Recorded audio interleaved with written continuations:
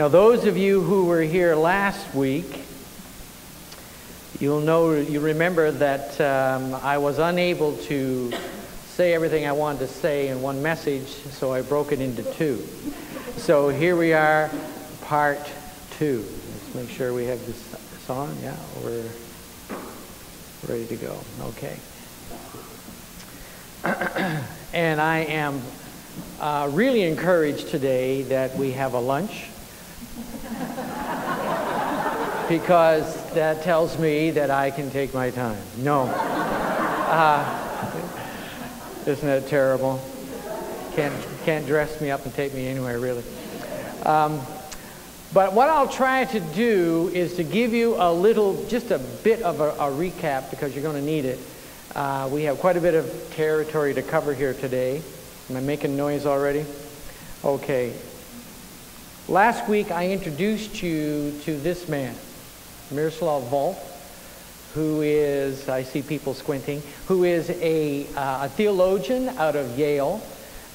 This is his book, one of his many books, but this is an award-winning book called Exclusion and Embrace. I would encourage you to pick that up and take your time reading through it. It's a tremendous, tremendous book. He is Croatian and actually is a naturalized American at this point. But we talked a little bit about this thing called societal defilement. Don't let that scare you, okay? I'll try to unpack this for you a little bit. Okay, it may be understood to be when societal values go askew for whatever reason. So we're talking about societies as a whole when we talk about societal defilement. And sometimes the values that are embraced can go askew. Now, and when these values over time become normalized within a given society, and as a result, disadvantage one group over another.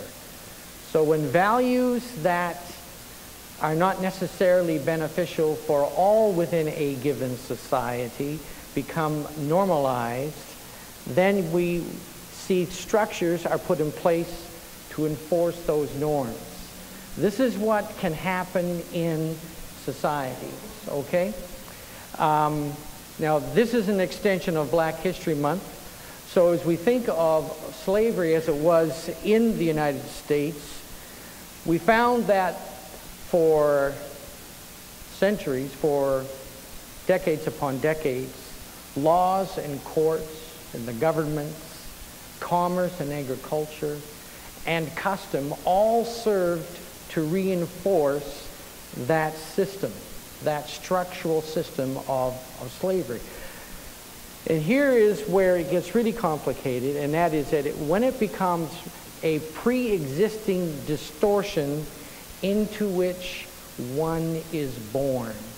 This is what, as we look at racism, this is what we are endeavoring to confront and to combat. Now, Walter Wink, some of you may know him, he speaks of natal alienation, and this is at the end of the recap, where people are born into a world in which one is condemned in advance by virtue of one's skin color, gender, disability, or malnutrition, or a mother's addiction or age, to a future more or less blocked off.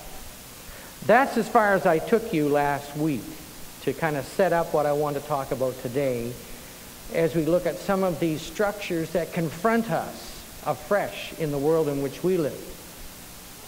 Now, we all bring our own lens to understanding that which we engage around us. Now, I have not been part of this congregation very long.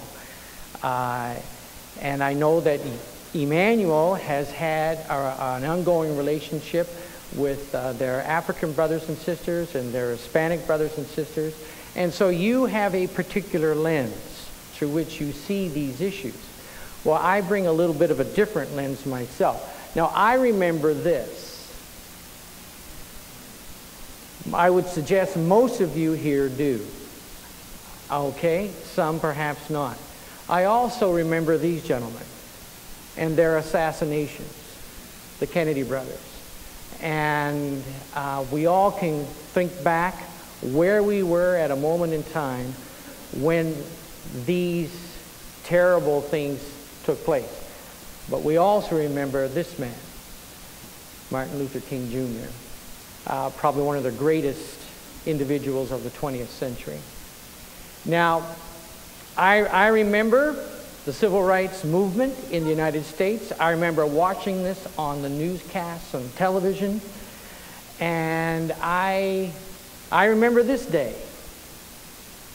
And so does Anne Fredericking, because she was there. And she tells me that she was way back there. And if you look really close, you just might see her. But she, can you believe it? She was there with a United Methodist group, and actually told me that some of their photos were in Life magazine. Now, this movement, the civil rights movement, was sparked. They'd been coming for some time, but was sparked by Rosa Parks, and you all know her story. Wouldn't give her seat to a white person on a bus. And it was in 1955 that Dr. Martin Luther King Jr. rallied Black America to confront the blatant exclusion and injustice of Alabama's policy of segregation, where whites maintained social privilege and dominance over blacks. Now, Martin Luther King did something quite astounding during this period of time. He introduced something that was called no-fault justice. I want to look at that for a moment. And he used that as a descriptor of transcending the injustice and violence of whites toward blacks. And he purported that the responsibility for the injustice of segregation rested with neither white nor black, rather with the injustice of the situation itself. So, in so doing, he moved the struggle to the sphere of societal defilement. He often quoted, where existing and pernicious social structures insidiously contaminated the white community. I want to move on quickly. He quoted this man often, Frederick Douglass. You've probably seen of him and heard of his writings. But Douglass often stated this. He often said, "We are in a struggle to save black men's bodies and white men's souls."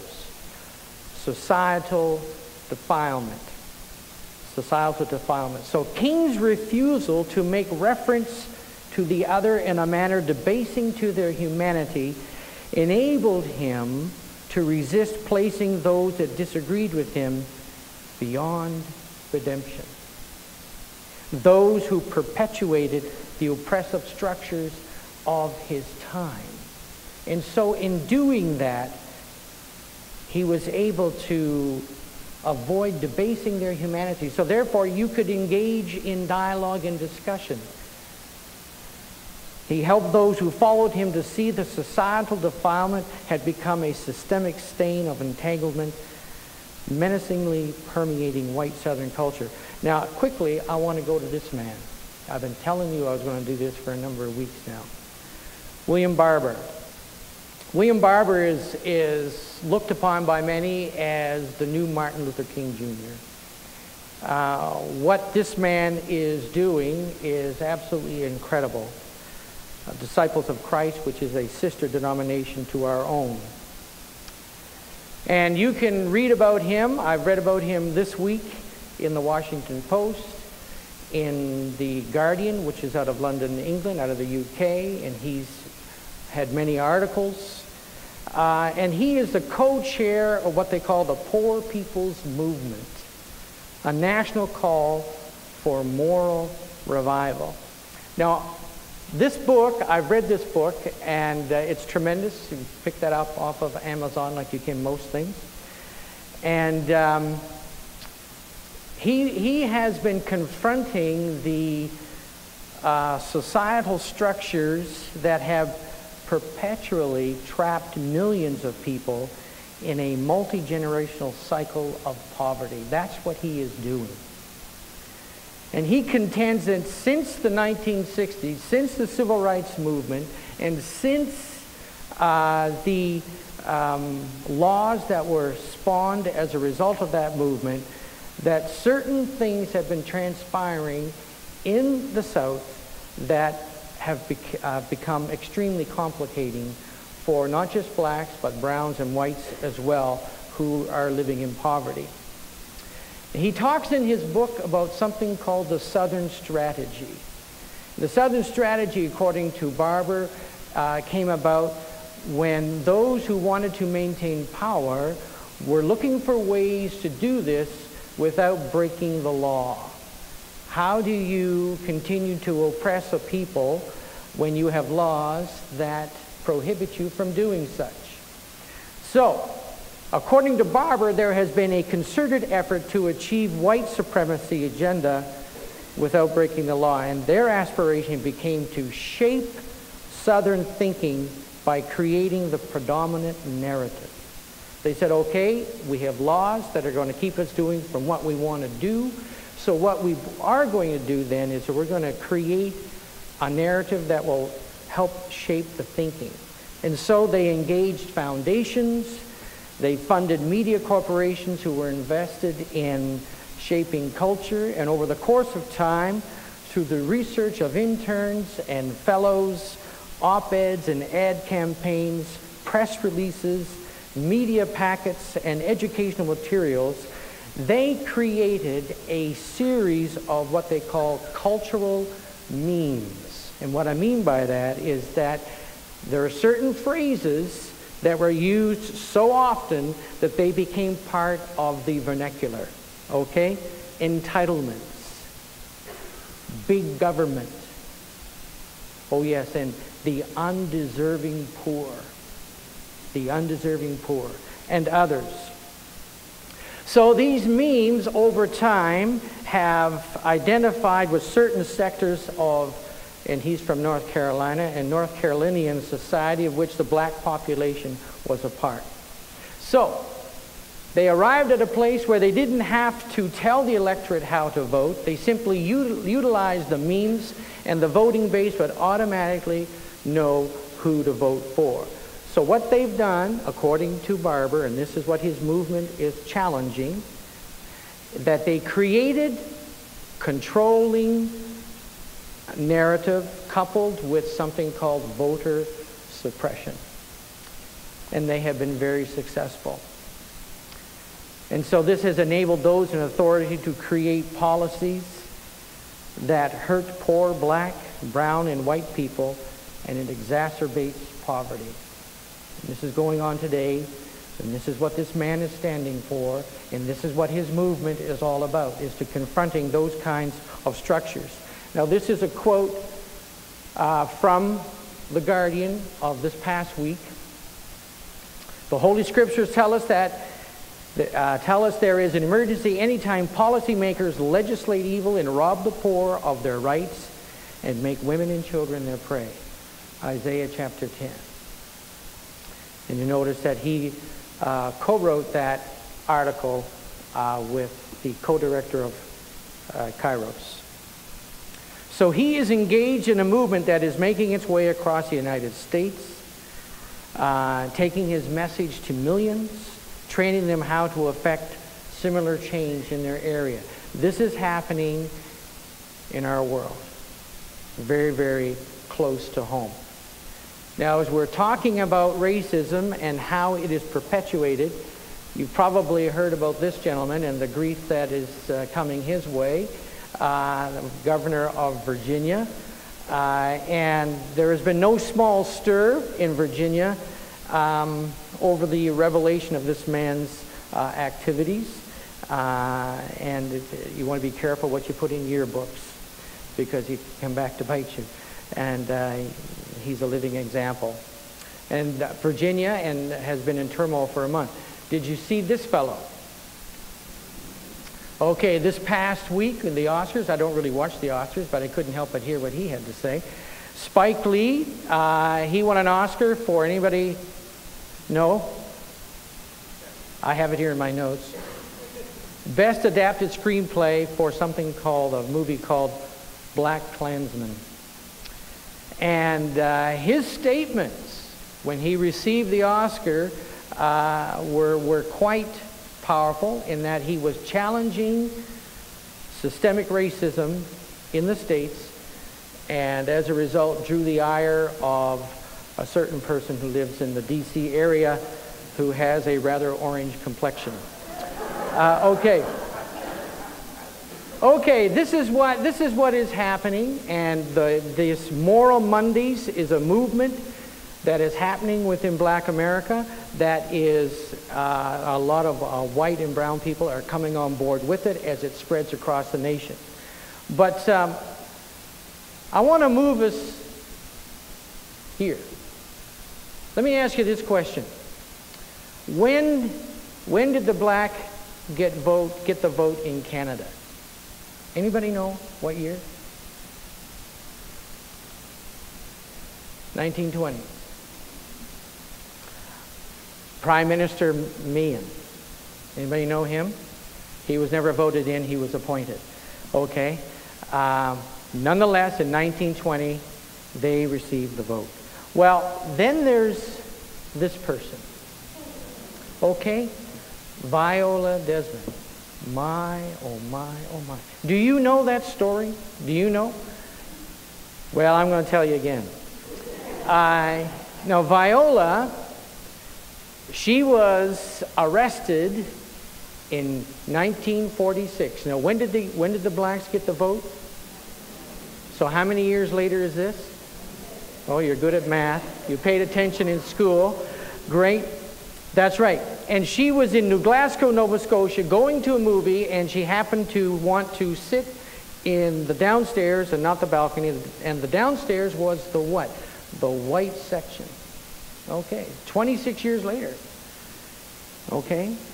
We have issues of our own people. And she was arrested. And she offered to pay the difference, but they said she didn't. They put her in jail for the night, and she was charged. And what was it she was charged with? Oh, yes, the alleged, did you hear that, Phyllis? The alleged refusal to pay a 1-cent amusement tax. That was the difference between the upstairs and the downstairs, okay, in the theater. Okay, and she was found guilty and did not have legal representation. She carried that sentence with her entire life. It wasn't until the 15th of April in 2010 that she was granted a free pardon by the Lieutenant Governor of Nova Scotia in Halifax. Let me ask you this question. When did the Indigenous get the vote in Canada? Anybody know? There you go. Who said that? Go to the head of the class, John. Okay. During this man's time, you all remember John Diefenbaker. Where is he from, Terry? We have a story. Okay. He was from Saskatchewan. That's right. So the Indigenous, they received the vote in 1960. And of course, we still are living with this. Okay? This is part of our history. Part of our history. Now, things have been happening at the Mexican-American border. You've heard of the caravans, where children have been separated from their parents and for all intents and purposes incarcerated. And they're still trying to figure out how to bring the parents back together with the children. It's not good. But the residential schools, they were created in 1884.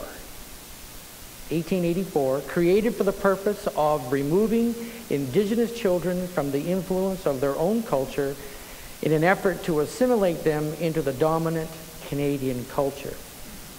Segregation for the purpose of assimilation. That's our history. We don't have to go far. Do you happen to know when the last school was closed, the last residential school? 1996. 1996. And it happened to be, sorry Terry, it happened to be in Saskatchewan. And the churches were complicit. Most of them. And so for decades, we all know this story. We're well acquainted with this. We failed to protect the most vulnerable. We closed our eyes as to what was going on behind closed doors, the abuse and the death of thousands of children. And we journeyed through the Truth and Reconciliation Commission with Justice Murray Sinclair, now Senator. I don't know if any of you are familiar with the artist by the name of Kent Monkman. Kent Monkman is Cree and is an starting famous artist in Canada, and you need to be aware of him. I'm going to show you a painting of his. It might be a little disturbing. But this is called The Study for the Screen. This has to do with the residential schools and the enforcement of the law to separate children from their families and put them in residential schools. And you just look at that. So Kent Monkman, he can be a little irreverent, but you know, he has a story to tell. He really does. And his artwork is to be commended. So here we see there is a fair amount going on, but I don't need to explain it to you. You can see it. But our history, as we think of the systemic stain that is on Canadian society, then that's what it is. So says former Chief of Justice Beverly McLaughlin. Now, I take pride in the United Church of Canada. We were involved with the residential schools, and frankly, we were the first church to come forward and say we need to look at our history and face it, and to move beyond it, and to walk that path of reconciliation with our Indigenous brothers and sisters. And that's what we are endeavoring to do. This is a problem that we live with for over a century in Canada. It's a generational issue, and the resolution of this will be generational in and of itself. It will take time for us to engage. Now, I want to close this off here with an anecdote. While I was in uniform, and once I was out of uniform, for a 4-year period, I taught at this institution. They had a course there that was offered, military-civilian cooperation, it's called. And for 2 weeks of each year, they offered this course. I was part of the directing staff, the United Nations Training School Ireland, and I taught about this thing called religious leader engagement. And I'll talk to you about that one day. Not in this forum, but in another. But what I want to talk about is that I was flying from Philadelphia to Dublin, and I was in the back row. I guess that's what you call steerage. I was in the back row of the plane. There were 2 people beside me, and it's a long flight over the Atlantic. I know many of you have done that. And I was reading this book, an excellent book by Claire Mitchell. And you know, you can only read so long. And so I tucked it in a little pouch of the seat ahead of me, and the front cover is facing out.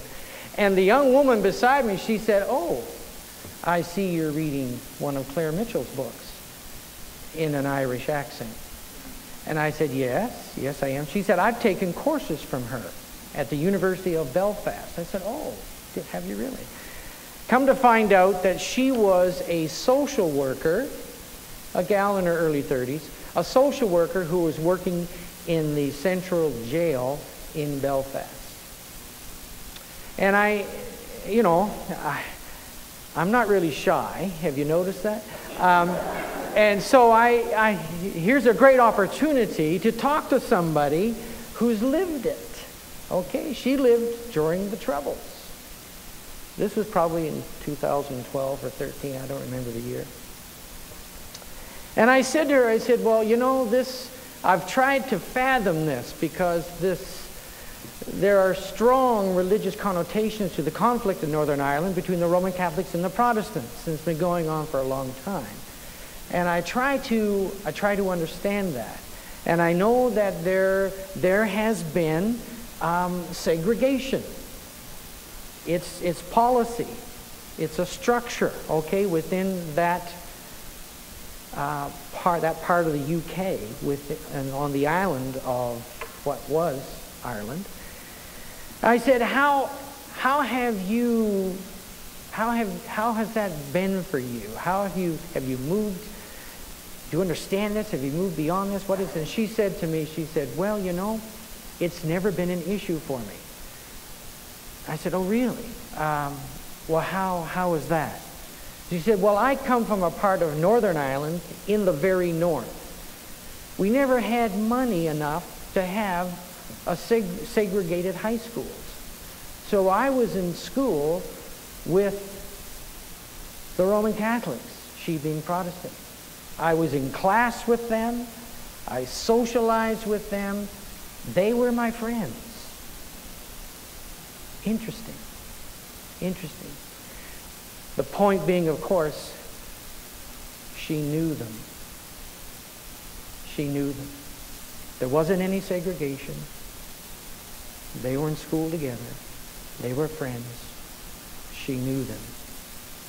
And she didn't have an issue that was spawned by that segregation. Well, as we look at what we face within our own society, that's a huge part of what our journey needs to be about in reconciliation. Engaging, embracing the other. Not let them be the stranger, but someone that we know. I hear something. Lord, we thank you that your grace is sufficient. Your grace is all-encompassing. We thank you for your Spirit that will enable us to reach out to those who are unlike us in an effort to know them. So guide us, we pray, as a local church and as a denomination, that we may continue to work away at the structures that continue to oppress, that we would stand with the poor, the widowed, the orphan. For that is your call for us. So bless us this day. In your name we pray. Amen.